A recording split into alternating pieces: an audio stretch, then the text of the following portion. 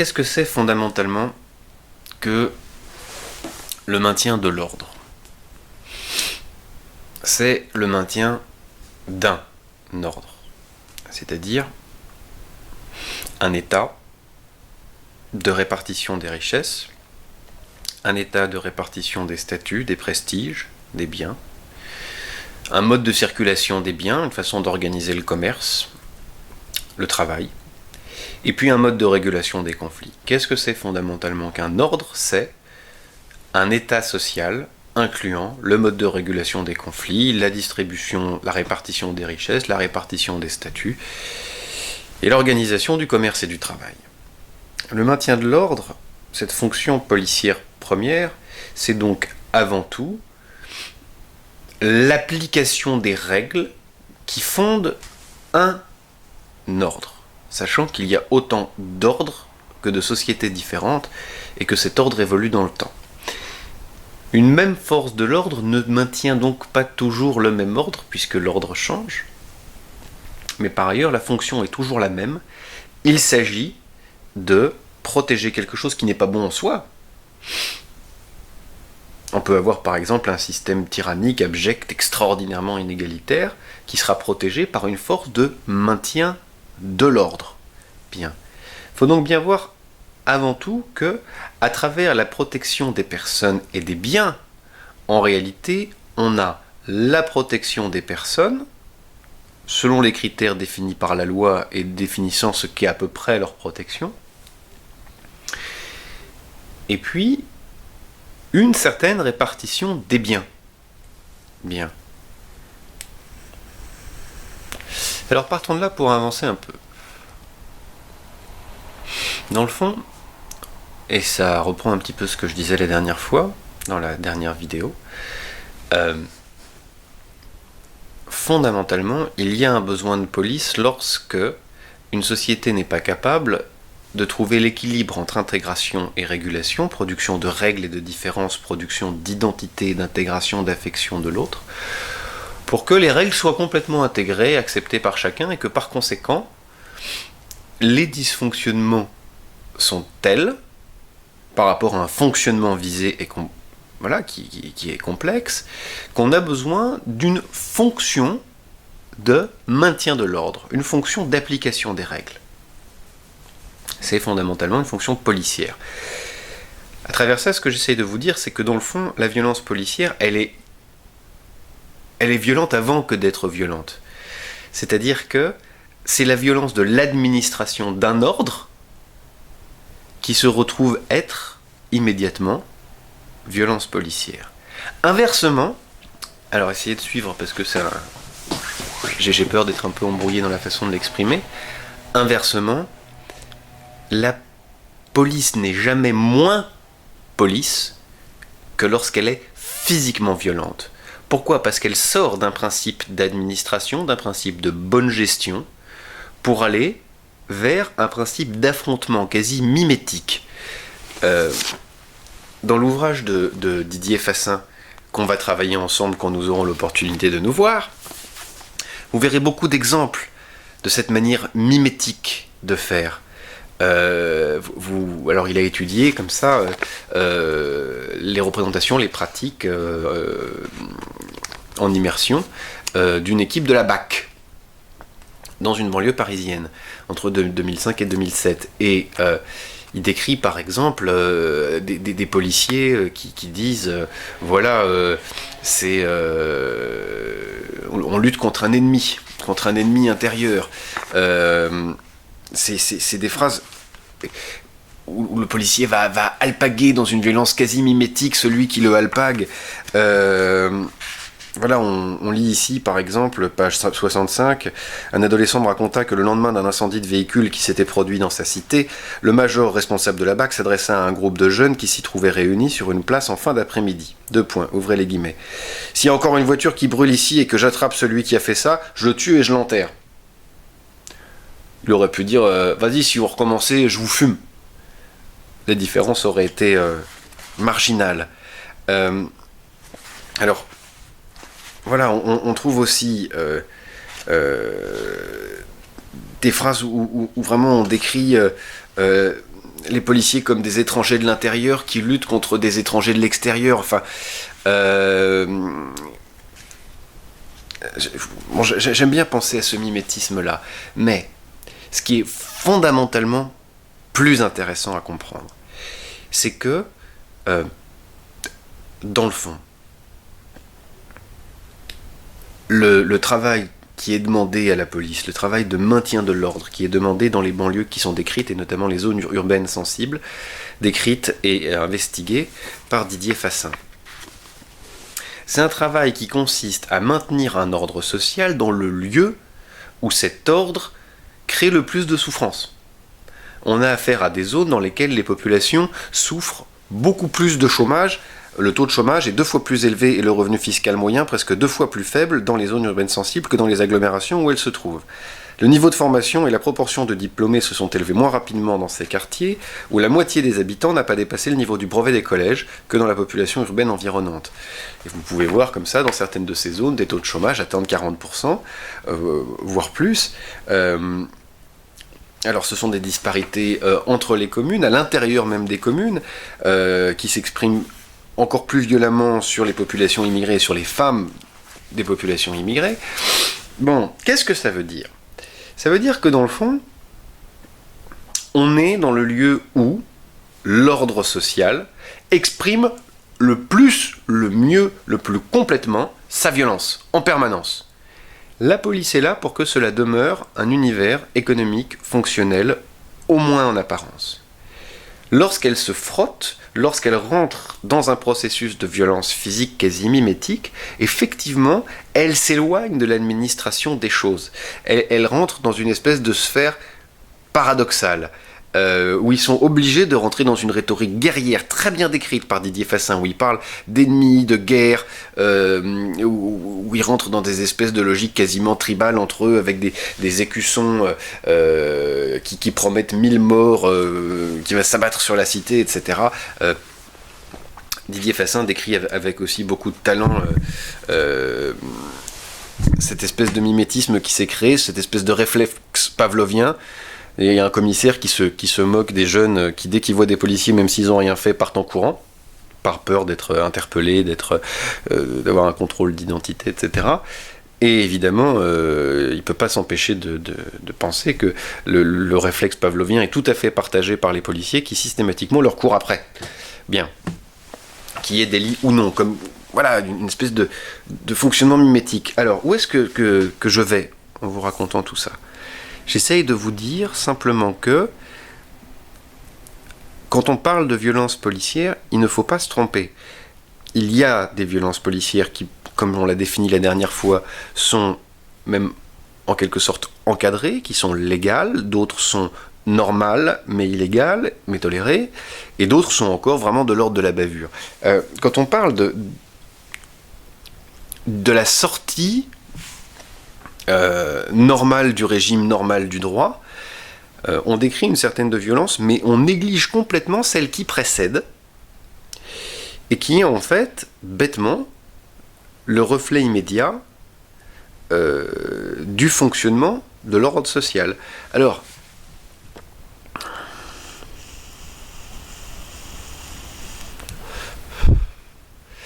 Didier Fassin cite un passage de Georges Ballandier dans Anthropologie politique, où Georges Ballandier fait l'analyse de la, ouvrez les guillemets, situation coloniale.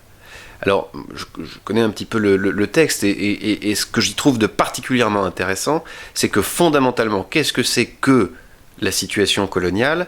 C'est le remplacement, si vous voulez, c'est l'Union européenne x 10, ou en fait c'est l'Union européenne.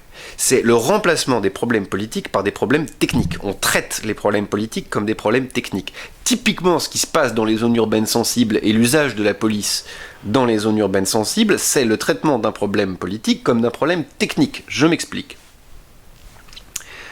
On a une population qui, du fait de la répartition des richesses, des statuts, etc., est défavorisée, subit des injustices et a des chances extraordinairement plus faibles que d'autres parties de la population de réussite sociale. En d'autres termes, leurs chances objectives de réussite sont infiniment plus faibles parce qu'ils sont moins diplômés, plus pauvres, que leurs parents sont moins diplômés, qui sont souvent plus loin, qui font l'objet de discrimination plus loin des emplois ou des universités, qui font l'objet de discrimination à l'embauche, etc., etc. Au lieu d'apporter une solution politique à ces discriminations, qu'est-ce qu'on fait? On va faire un effort policier pour que malgré cette situation politique problématique, la zone fonctionne normalement comme n'importe quelle zone dans l'ensemble économique et technique français. On va donc faire en sorte que les trains puissent passer, les tramways puissent passer, les bus puissent passer, les voitures puissent passer, les gens dorment et payent leur loyer à tel endroit.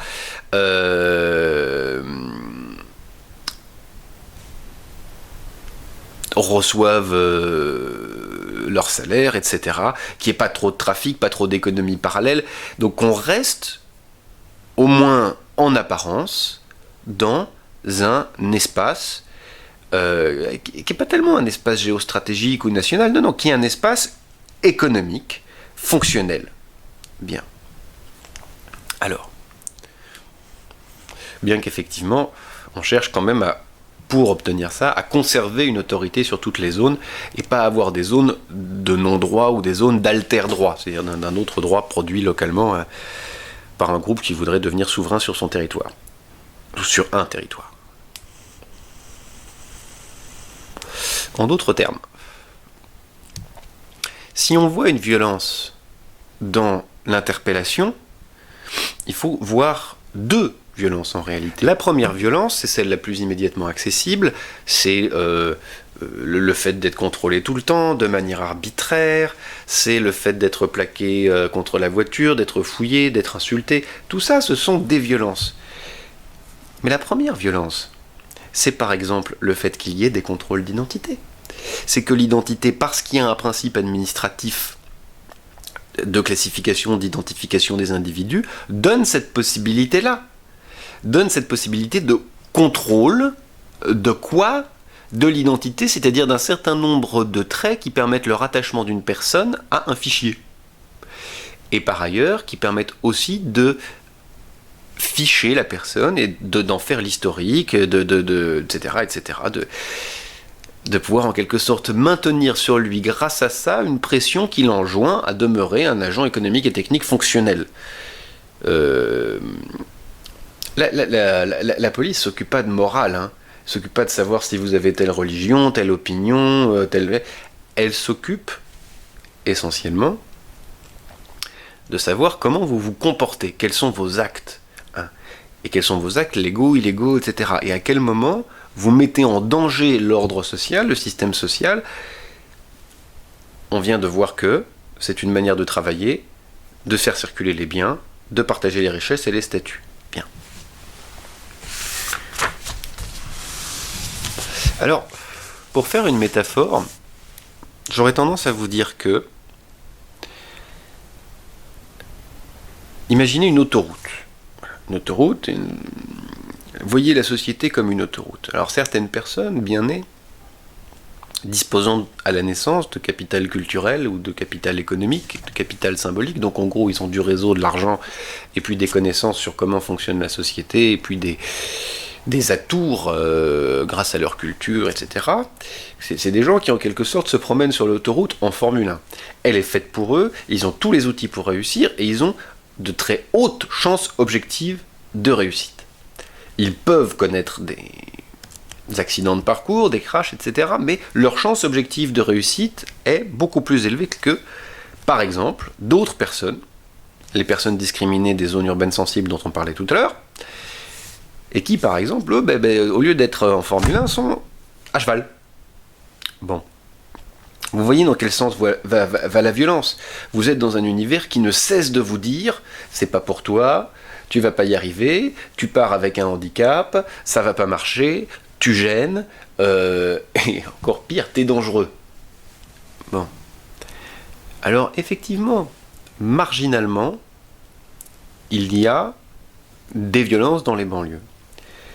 Des dégradations, des immeubles qui brûlent, des voitures qui brûlent. Ce qui à l'échelle de l'économie française en général n'a pas un impact très important. Hein. Bon. À part si ça fait fuir les touristes, où là, effectivement, c'est une vraie catastrophe. Confère voilà, la vraie fonction de la police, c'est-à-dire de maintenir un système social fonctionnel. On est dans une violence marginale et surtout très très très localisée. Bon. Et qui plus est, en baisse. En tout cas au moment où Didier Fassin écrit.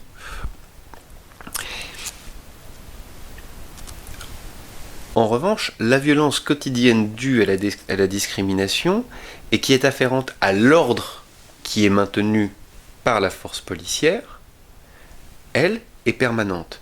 Donc voilà, essayez de bien distinguer ces trois choses, les délits et les violences commises par les citoyens français ou les résidents en France, hein, premier groupe.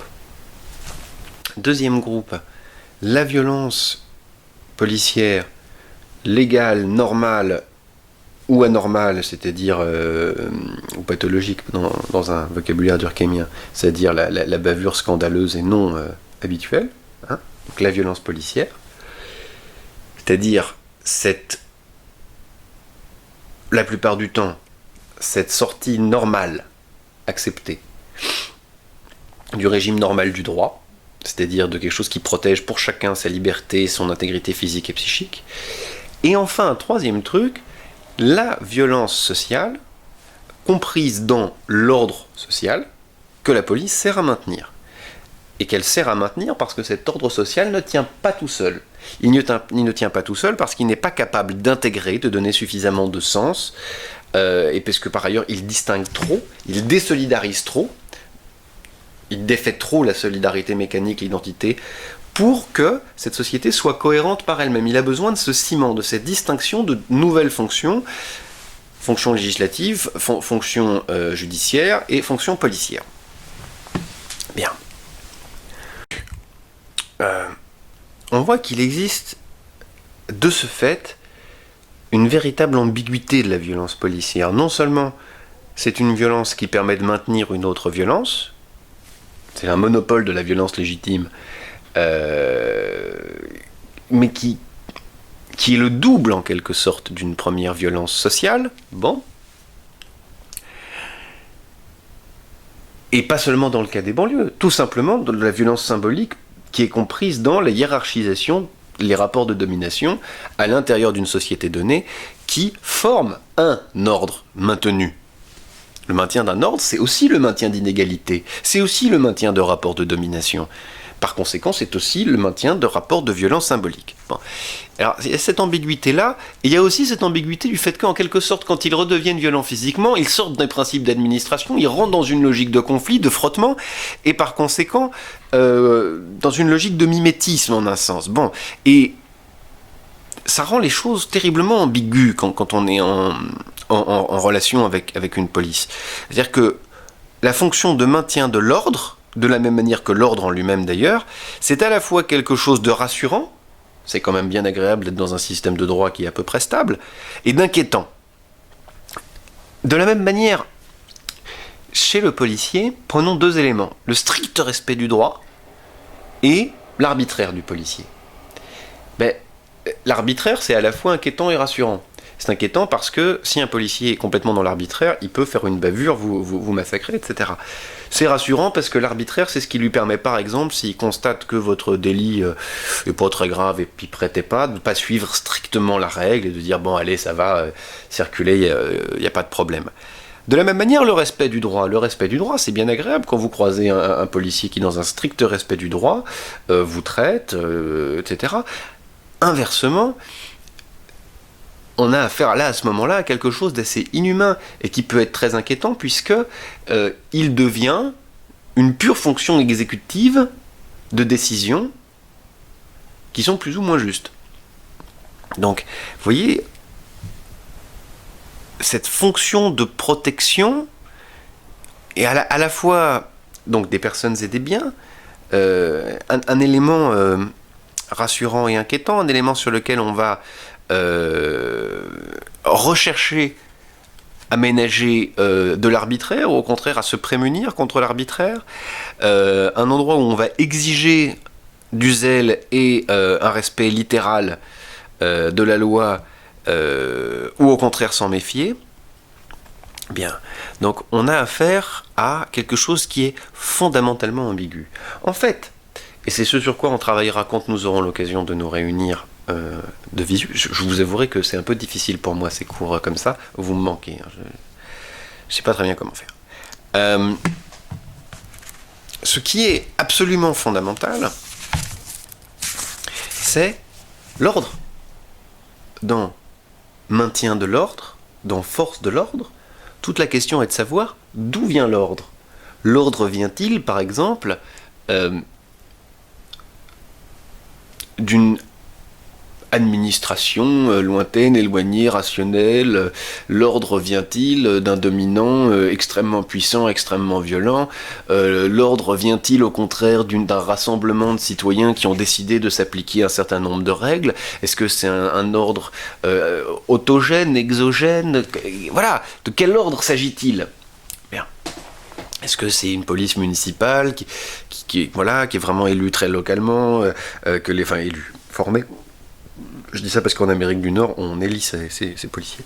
On vote en tout cas pour le choix des polices. Bon. Et alors, pour ça, et peut-être pour finir sur une note joyeuse, je voudrais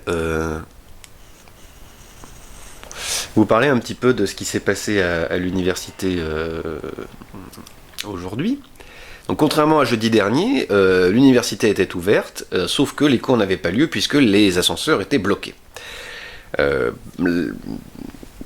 une belle concurrence dans l'administration des choses, l'administration avait décidé d'interdire l'usage des ascenseurs après que un blocage d'étudiants ait interdit l'usage des ascenseurs. C'était formidable. Alors, donc je me suis rendu à l'université et j'étais dans l'incapacité de faire le cours puisque les ascenseurs étaient bloqués. Par conséquent, je suis allé en assemblée générale suivre les débats.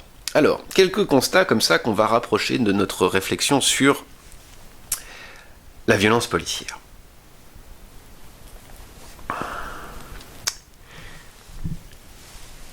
D'abord, c'est formidable, l'université est redevenue un lieu public, une cour, un lieu de discussion, un lieu de débat, un lieu de conflit, dans lequel, et on revient vraiment à la racine de ce que c'est une université, c'est-à-dire une communauté d'étudiants et d'enseignants, selon la formule latine ancienne, universitas.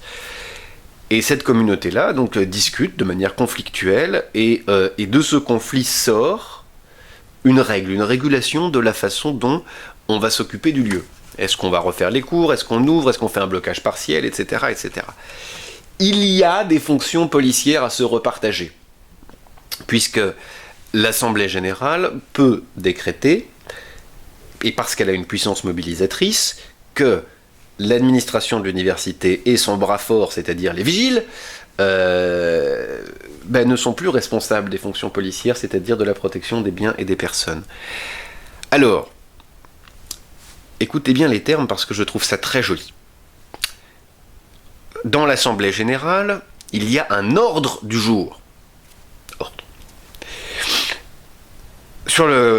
À gauche de l'écran, il y a une liste d'inscriptions sur laquelle on distingue militants et non militants. On distinguera aussi à la fin de l'Assemblée générale hommes et femmes. C'est déjà un embryon de fiche d'identité, ça. Qu'est-ce que c'est que cette histoire? Alors, soit militant, soit non militant, et ça conditionne l'accès à la parole. Il y a un temps de parole extrêmement réglé, il y a des règles, on doit faire comme ça maintenant au lieu d'applaudir pour ne pas gérer. Donc un ensemble de petites règles sont injectées et négociées.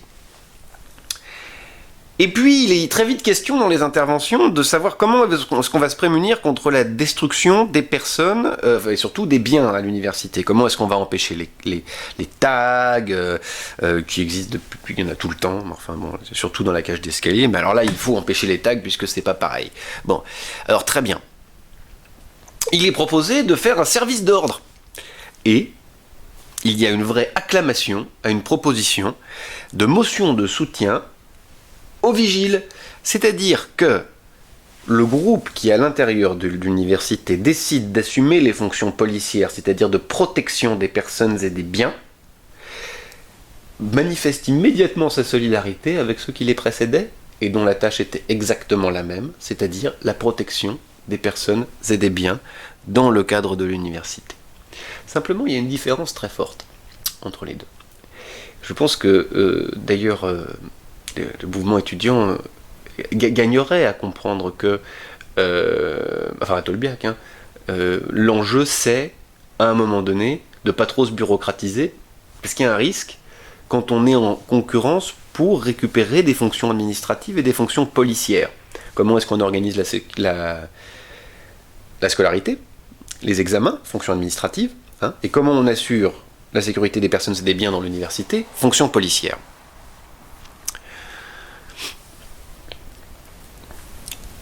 Eh bien, la vraie différence, c'est que d'un côté, on a un groupe externe, qui est le groupe des administrateurs, bon, même s'il y a des cercles et des cercles et des cercles et des cercles par ailleurs, de sévues, de je sais pas quoi, de conseils dans lesquels les choses sont discutées collégialement, mais il y a une administration qui est à l'écart, et de l'autre côté, la communauté des enseignants et des élèves, des étudiants,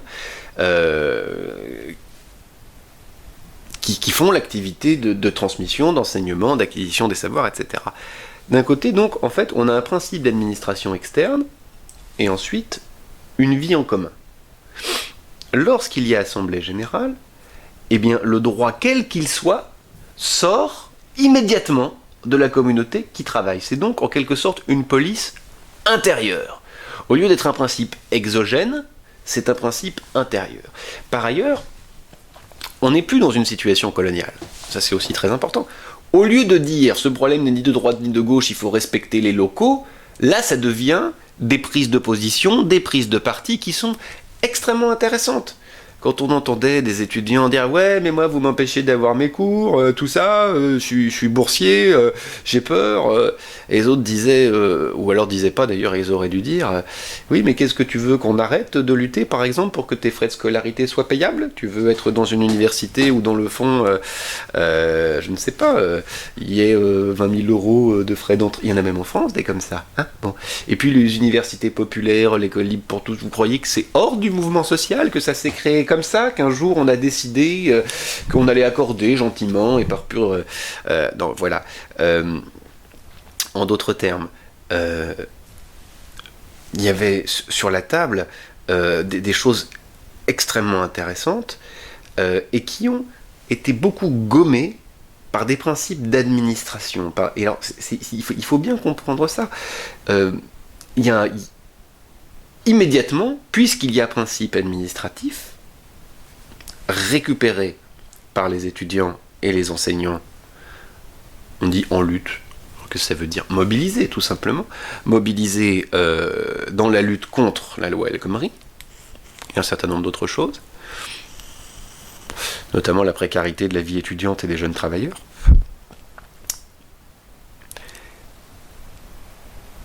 Puisqu'il y a récupération de principes administratifs, donc de principes de régulation, avec une intégration qui pêche un peu, il y a récupération de fonctions policières et récupération immédiatement de violences policières. Puisque la violence n'est pas tant dans le geste, évidemment quand un étudiant se fait cogner la gueule par un policier ou qui prend une grenade et qui meurt, la violence est importante, mais j'essaye de montrer vraiment le principe, le départ de cette violence-là. Lorsque on dit tout simplement, ben voilà,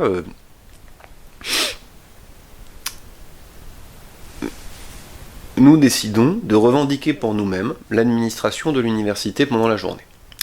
Dans ce principe d'administration, nous décidons de bloquer la circulation. Dans ce principe, pour bloquer la circulation, c'est-à-dire pour le maintien de l'ordre que nous avons décidé, de l'ordonnancement des choses, de la répartition des activités, etc., la régulation, puisqu'il n'y a pas d'intégration suffisante pour que tous les étudiants suivent comme un seul homme ou comme une seule femme la règle qui a été proposée, alors on va devoir envoyer des personnes garder les ascenseurs, mettre des barrières. Ça vous fait penser à rien, hein? Des barrières pour empêcher le passage et l'accès à l'université. Il n'est pas anodin que d'un côté comme de l'autre, la concurrence se joue vraiment par mimétisme sur la capacité à fermer l'université. C'est que c'est quand même fou. Pendant le CPE, on a milité contre des grilles et des barrières. Alors évidemment, on va dire que le blocus est un moyen de changer l'université, et je suis extrêmement favorable à ce principe d'ailleurs, de lieux où on déverse du savoir dans des têtes à un lieu public, en une agora, effectivement. Et néanmoins, regardez le fonctionnement. On récupère des fonctions administratives, ces fonctions administratives pour qu'il y ait maintien de l'ordre, parce qu'il y a un défaut d'intégration, parce que tous les étudiants n'aiment pas suffisamment, parce qu'il n'y a pas une identité entre tous les étudiants qui ferait qu'il y ait une parfaite unité de négociation, de pratique, de valeur, de représentation. Donc il y a de l'affrontement, il faut un principe de régulation. Alors c'est très drôle ensuite, comment le mimétisme est poussé loin. Il va y avoir donc une tribune qui s'organise, une coordination qui va assumer des fonctions purement administratives. Ils disent on n'est pas là pour être force de proposition, on est là pour réguler. Pour faire en sorte que les choses se passent bien, que la négociation se passe bien. Donc on a en quelque sorte une bureaucratisation, une managérialisation, le terme est affreux, mais enfin bon, c'est un peu ça, de la lutte étudiante, qui se place d'un côté. Le conflit politique qui est là, et puis pour maintenir l'ordre qui a été décidé par une collectivité à l'intérieur de l'université, un principe d'interposition pour maintenir l'ordre. Ce maintien de l'ordre est évidemment ressenti par une grande partie des étudiants comme une violence qu'on pourrait quasiment assimiler à une violence policière. Bon. Pour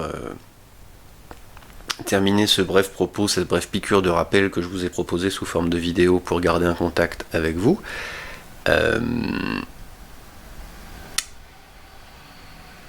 c'est pour cette raison que en Assemblée Générale, j'ai parlé de valeurs. Pourquoi ? Et notamment des valeurs qui étaient mises en cause à travers la loi El Khomri, c'est-à-dire essentiellement celle de la dignité du travailleur. Parce que qu'est-ce que c'est qu'un droit du travail ? C'est quelqu'un qui attribue une dignité, c'est-à-dire quelqu'un qui a à la fois un ensemble de droits et de devoirs. Et la destruction du droit du travail, et des tribunaux qui vont avec, c'est-à-dire les prud'hommes, c'est une attaque tout simplement de la dignité du travail et du travailleur, bon, à travers une précarisation. Alors, pourquoi est-ce que j'ai fait mention de valeurs ? Parce que plus on va rentrer dans des discussions techniques sur l'administration du lieu, plus on va faire exactement comme une société qui souffre d'un excès de régulation et d'un défaut d'intégration, plus on va se retrouver proche d'une situation coloniale, comme le disait Ballandier, c'est-à-dire une situation où on substitue aux problèmes politiques des questions techniques et où on substitue à la réponse politique des réponses techniques. Dans des procédures, des modes de décision, des modes de vote, blablabla, des modes d'organisation, entre organisations, au lieu de parler de ce qui fondamentalement pourrait intégrer la communauté des enseignants et des étudiants, c'est-à-dire un ensemble de valeurs au nom desquelles se rassembler, discuter, lutter, etc. Bien, et chers étudiants, j'attends non sans une certaine impatience l'occasion de vous revoir réellement, afin qu'on puisse enfin engager ce cours sur la violence policière que je n'ai fait qu'aborder dans ces petites vidéos. Voilà,